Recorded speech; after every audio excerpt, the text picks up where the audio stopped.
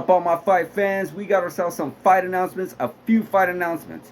First one, on June 10th, in the UFC Bantamweight division, we got the champion, Amanda Nunes, going up against Juliana Pena for the part 3, the trilogy of their fight on June 10th, UFC 289 in Vancouver. Guys, I'm looking forward to this one. You know, their first 2 fights were really good. Really good. Back in, what was it, 2021, I want to say, December, you had Juliana Pena taking on Amanda Nunes and beating Amanda Nunes. You know, it was very shocking. She probably has the biggest upset, or one of the biggest upsets in women's MMA history. You know, definitely in all around MMA history. You know, definitely one of the biggest for sure. You know, a lot of people had her countered out and such like that, but no, Juliana Pena pretty much went in there and just threw her hands and was able to stop Amanda Nunes. I believe it was in the second round, if I'm correct.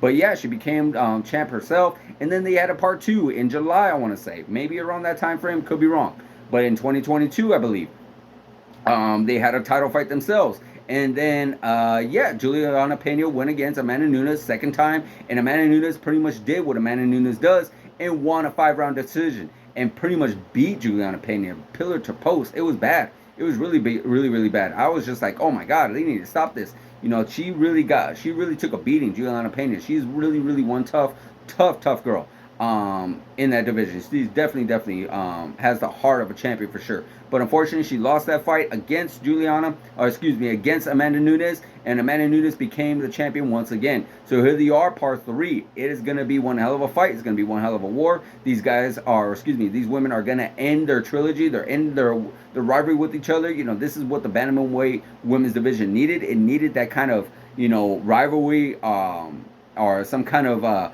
tension, you know, that we can have, this back and forth battle that we can have, so we can get some spice in this division. And it definitely heated things up, and I'm very much looking forward to this fight. So definitely let me know in the comments of what you think about that one. So in the second fight announcement, we got ourselves possibly the main event or even the co-main event at UFC 290. I believe it was in July 8th or 9th. Don't quote me on that one.